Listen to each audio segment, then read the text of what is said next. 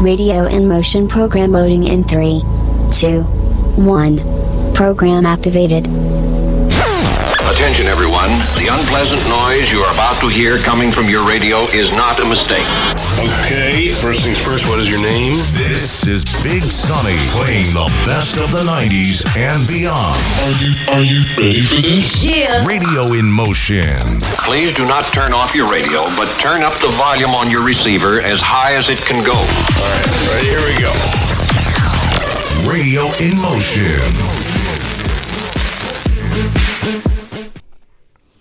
All right, welcome back to the show.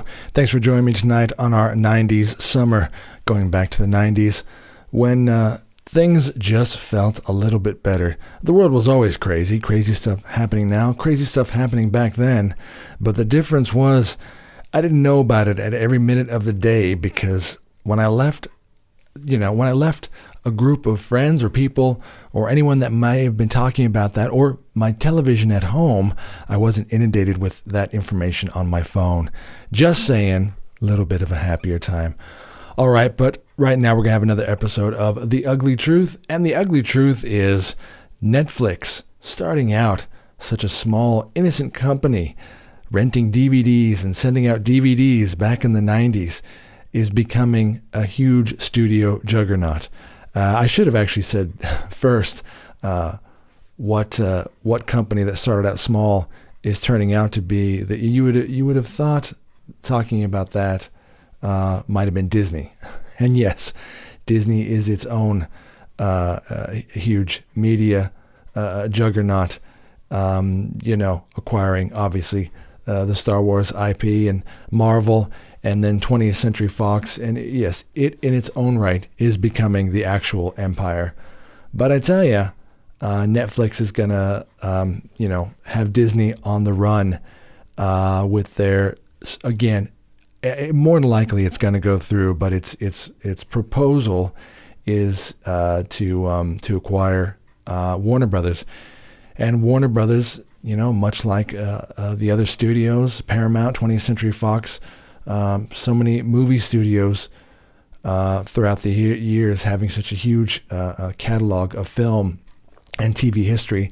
So, and acquiring Warner Brothers, as we're going to chat about, it's a bit of a double-edged sword, especially when we talk about Netflix. And I think, I'm not saying Netflix is bad. I think they put out a product and they mean to entertain, but it's just a little bit different from the way I think of Netflix movies and how they want to make movies compared to how I suppose a pure film with the intent of telling a story and the art behind it. Again, it's just a little bit different. But yeah, first of all, talking about them acquiring Warner Brothers, that is a huge, history. Not just movies, TV, Looney Tunes, and yeah, movies, The Matrix, Harry Potter, HBO legacy content. That's another one that's interesting. Who would have thought HBO is the ruler of home box office entertainment. And then, yes, HBO didn't, just stop at showing movies. They started to make television, good television, obviously. If anyone knows about, some of the best, real drama, movie quality at home, you think of HBO. Well, again, so they're going to be rivaling them and having HBO legacy content. So yeah, that's huge. That's of huge value, not only in the film history, but cultural prestige, and the presence of that, and the influence of something as big as Warner Brothers. And yeah, how does Netflix, preserve that, manage that, the sort of physical digital archive? Does it all just go on to streaming? I think that's huge when we just talk about the fate of physical media.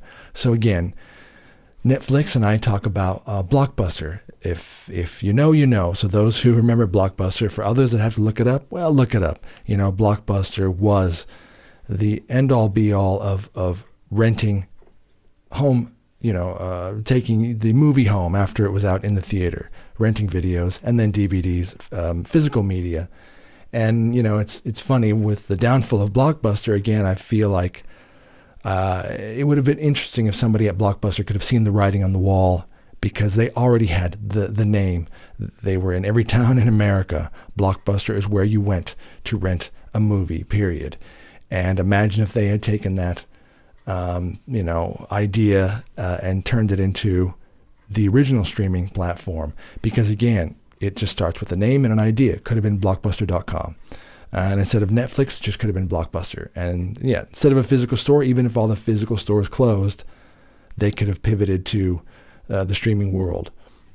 But yeah, that's all gone. Physical media, again, is sort of under threat. And again, a lot of you are probably happy. I don't want to own DVDs.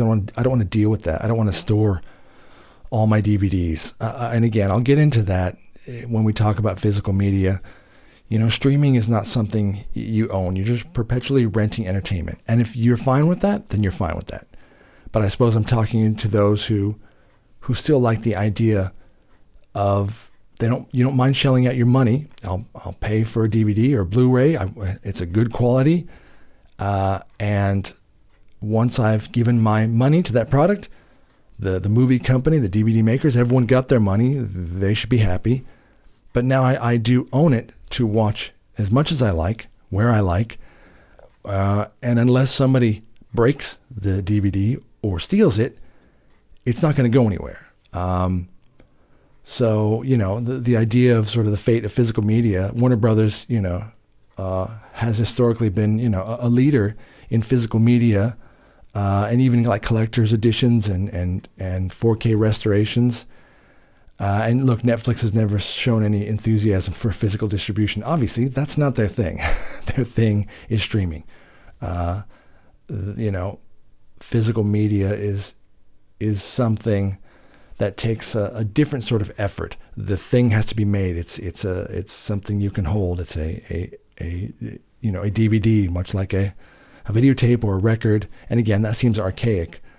But when the idea is just, giant warehouses of servers, that is much easier to scale up and scale down. I get that. But, I think for consumers, physical media remains the only permanent version of the film. And whether you have Netflix or Disney or Prime, and again, that's the other thing. There's so many out there. Some might be happy to say, well, if Netflix gobbled up them all and I just paid the one subscription, I'm happy with that. And again, if that works for you, then that's fine for you. But even if you had just the one platform, and again, I don't like the idea of that. I don't think a monopoly on anything is good. Call me a good old-fashioned capitalist. Healthy competition creates a better product. I just believe that. And if it is just Netflix, or if it ends up just Netflix and Disney, so everything's there. And by the way, they would raise their prices. I think, consider that deals are always changing. This deal, is in the now, but even Disney, they have Star Wars at the moment. They have Marvel, but I'm going to be honest, that certainly may change. That may be something that, because Disney especially has ruined the Star Wars IP, and frankly, they were given something with a built-in audience, and they have consistently lost money on it. As in, it's not getting a return on their investment. The billions, given to George Lucas, he's smiling. He doesn't care. That's becoming a loss for them. So again, behind the scenes, empires rise and fall, and as do giant studios. So the point is as these deals are made, your favorite movies that you think you have in your favorites collection, they come and go. That happens now on Netflix because they don't own all the rights. And then it goes to a Paramount Streaming or Warner Brothers. And again, you're like, I don't want to deal with all these different streaming apps. I don't either. That's also annoying. But it's especially, you just want to sit down, watch your favorite movie. I've noticed recently I'm looking for Christmas movies. Well, it's easier just to watch the ones I own because I'm looking around on every different platform and there's maybe 2 here, 3 there, 1 here. That's also annoying. And again, they come and go. So that's the thing. You won't own any of it. You're just renting it. And you're renting a library. Let's say it is physical media on a shelf on the wall. Well, someone comes and moves them and throws them away every once in a while. Maybe they put another one back, maybe they don't. So if you like that, that's for you. But for someone that wants, you're passionate about a film, I want to watch it when I want. Maybe I've got some friends coming over, we're going to have a movie party, and they go, oh, do you have this? No, I don't. I don't own it. It's on streaming. Oh, and it just left. Can someone bring it over? Again, just saying, if you're a huge film buff, movie buff, that structure doesn't work for me. So yeah, physical media just remains the only permanent version of films.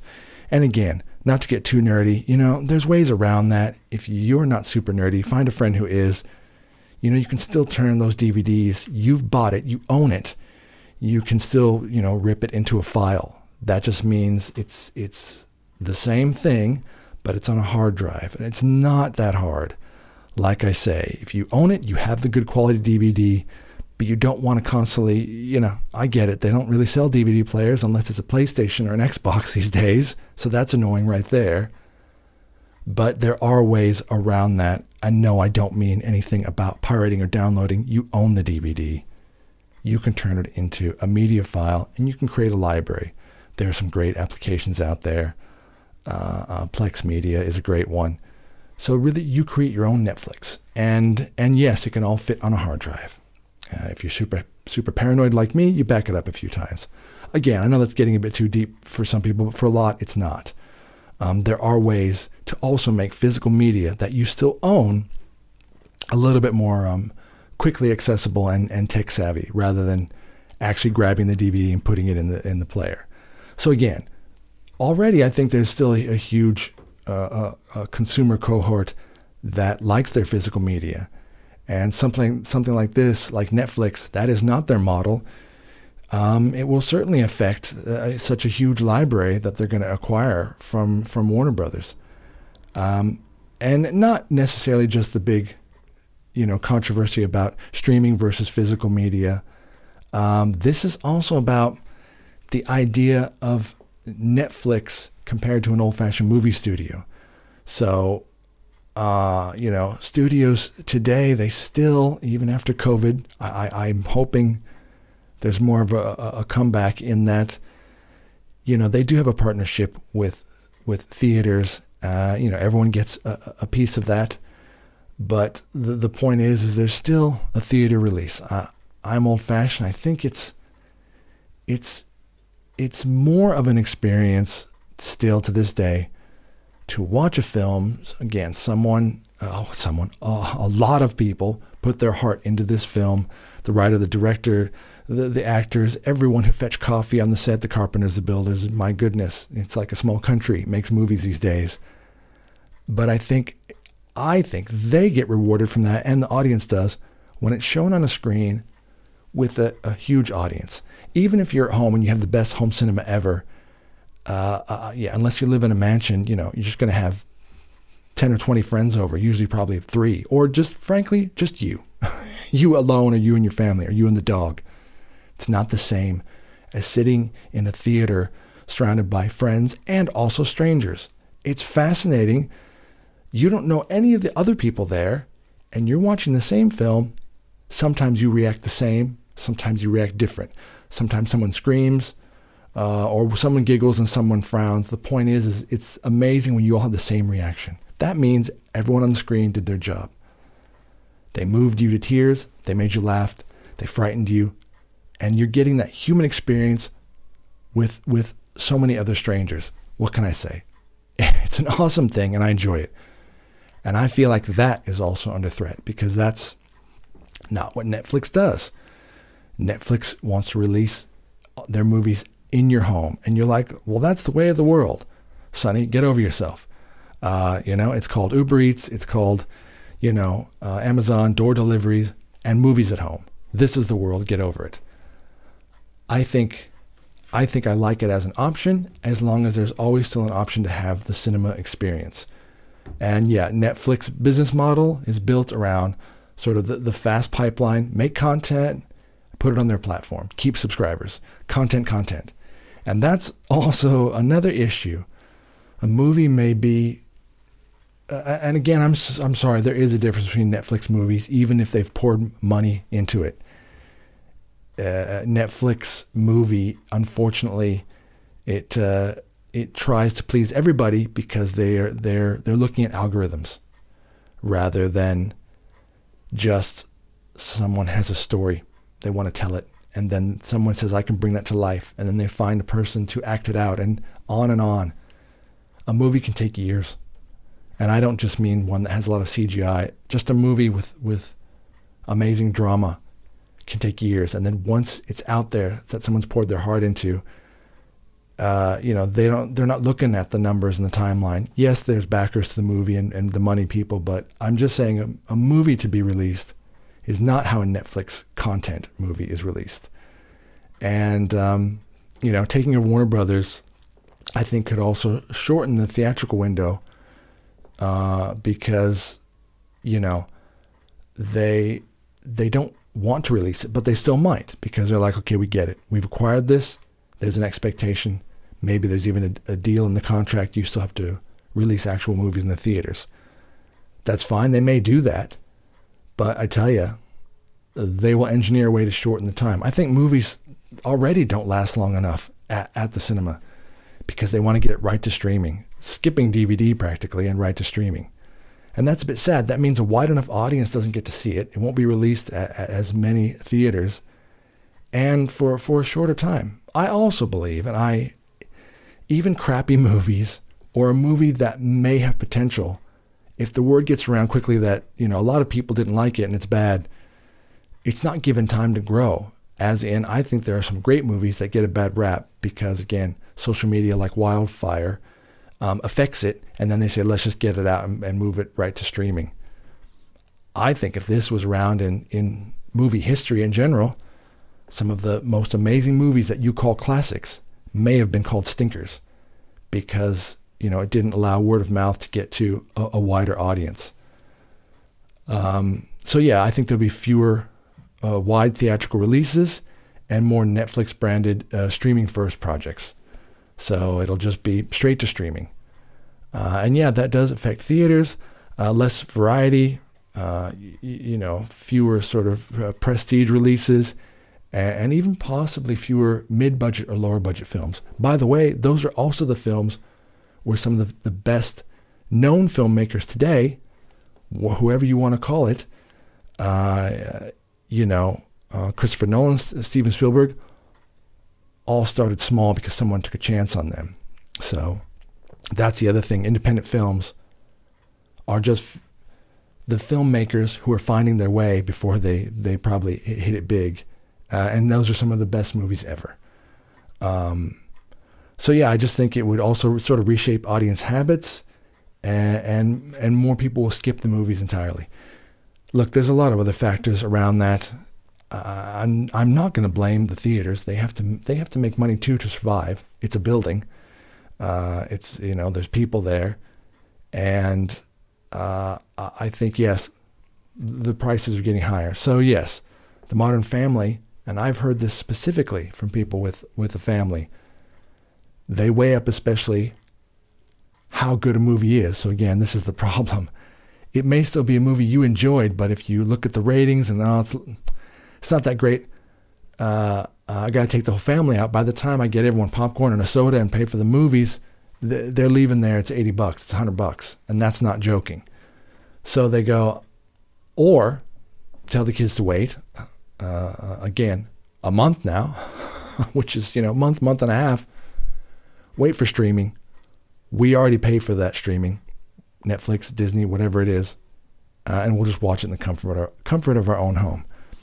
I'm not going to knock that works for some families. So that's also something endangering theater releases already. I just think Netflix will compound that even worse.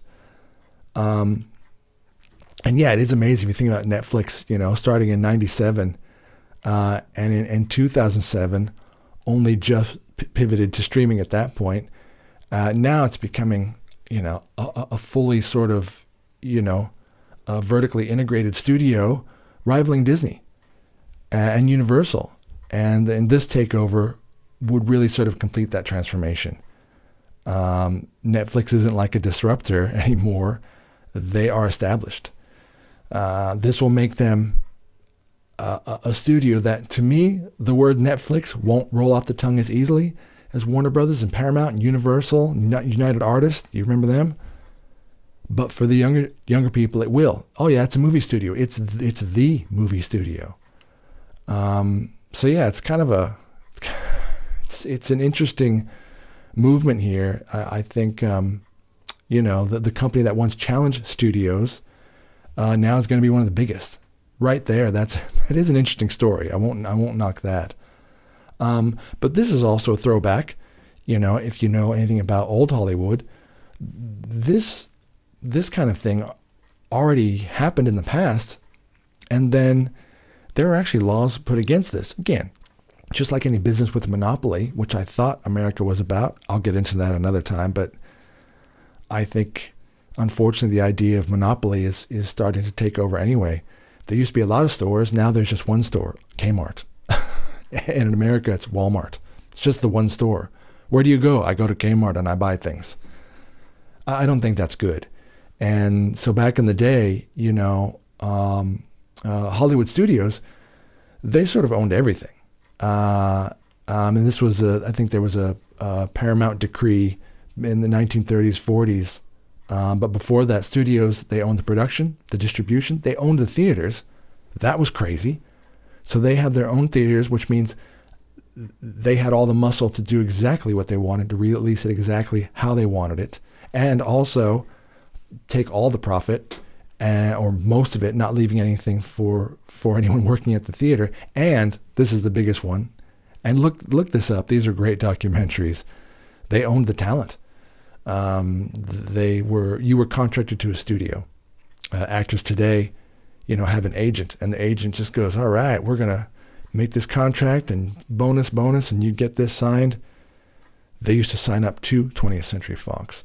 And there were all the different popular actors at the time, the Humphrey Bogarts and the Marilyn Monroes, back to the Charlie Chaplin days. 20th Century Fox owned this group, Paramount owned this, Warner Brothers had this group of actors and actresses, and they just did their thing. And yes, they churned out movies. Maybe not as quick as today, but they were in full swing. And like I say, that worked for them. But now Netflix, controlling a major studio, raises these red flags again. It's market consolidation. Fewer places for creators to sell their work. If you don't like the Netflix model, maybe you'll be out. I think one company controlling that much sort of cultural influence, it's something to keep an eye on. I don't know if it's good or bad. I don't think it's good. But yeah, I think this also impacts the filmmakers and the art of cinema. What can I say? Like any piece of art, that's why, I enjoy doing reviews. I enjoy watching reviews about movies. But I always say, make up your own mind.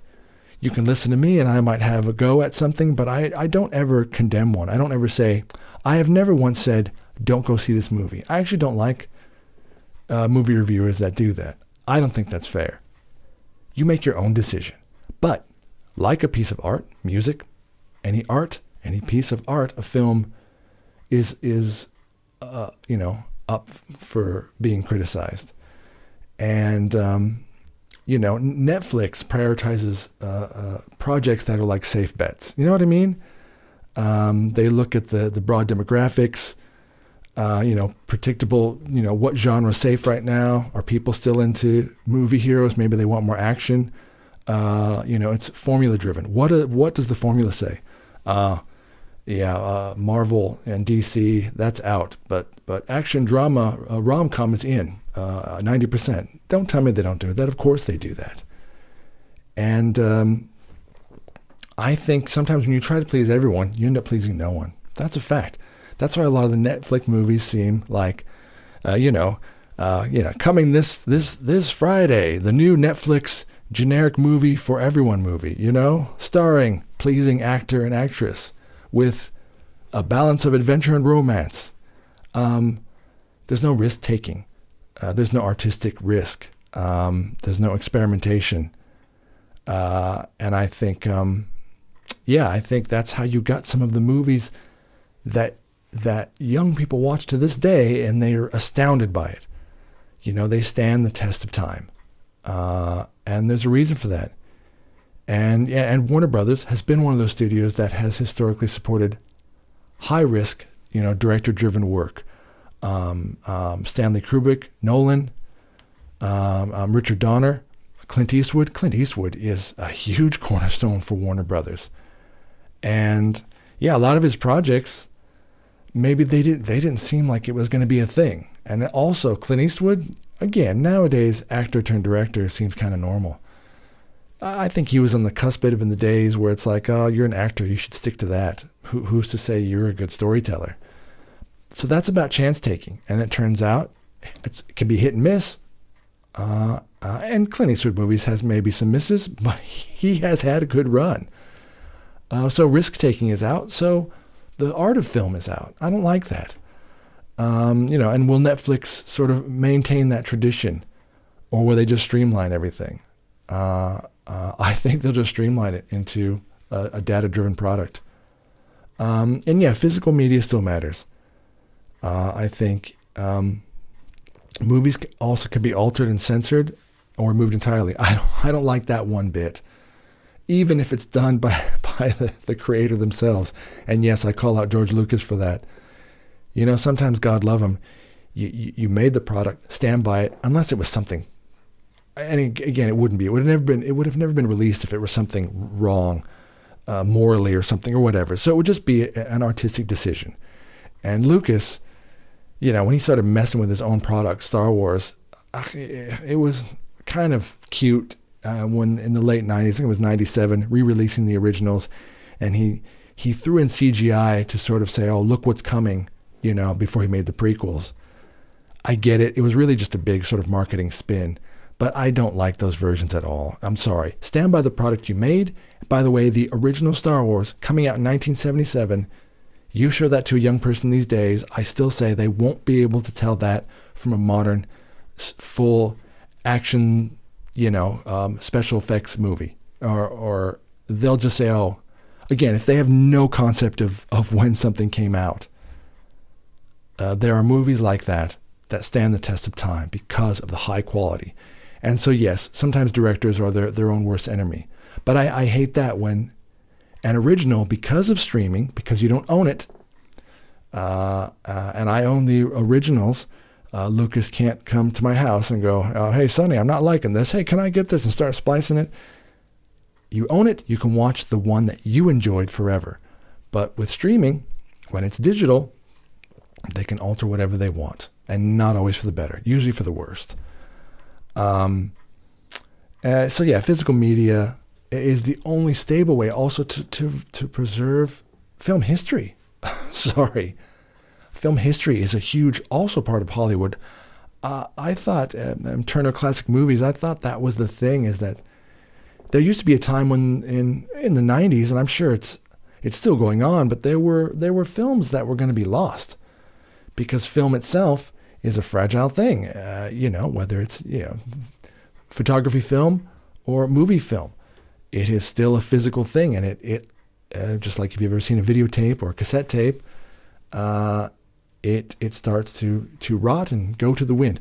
They would have huge warehouses, all climate controlled, and that's fine as it just sits there, but someone has to take it out and run it one last time to transfer it to digital. So, you know, again, it's about preserving that history and not altering it.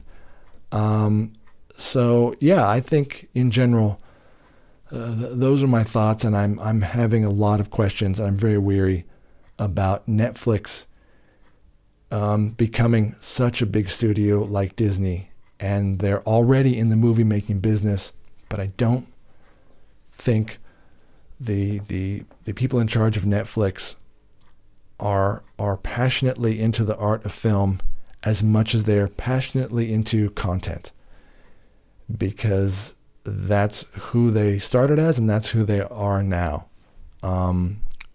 We're a platform that just has content. Now we're a platform that makes content. But I suppose, you know, like anything, you you have to learn to walk before you can fly. You can't fly into flying. And dare I say, they never really earned the right to be in charge of films. Yeah, as much as the studios, like I said, used to be sort of a monopoly back in the day, at least they earned the right to have started in the early days of film, to have started in the days of silent film, the kind of silent films where, there would be a guy in there playing the piano and people would be in awe of this magical light that's on the screen. And that's where those original movie studios started, and they evolved and earned the right to become the big studio. And yeah, maybe they got too big for their britches. Maybe they couldn't adapt. I get that too. Everyone's like, well, all these studios are old-fashioned and they can't adapt to the modern world. I still think that they have earned the right to evolve in good time, and I wish they would have done that better. Look, I'll also leave this with that Warner Brothers has a lot of debt. I think it's about $30 million. So when Netflix, I don't want to say the number because I don't want to get it wrong, but they paid a lot more than that. They're in debt, so obviously Netflix buys that debt as well. But it's up to them to try and turn it around. So yeah, you could also say Warner Brothers or anyone that's getting taken over, whoever's in charge there, it's sad, is not doing a good job.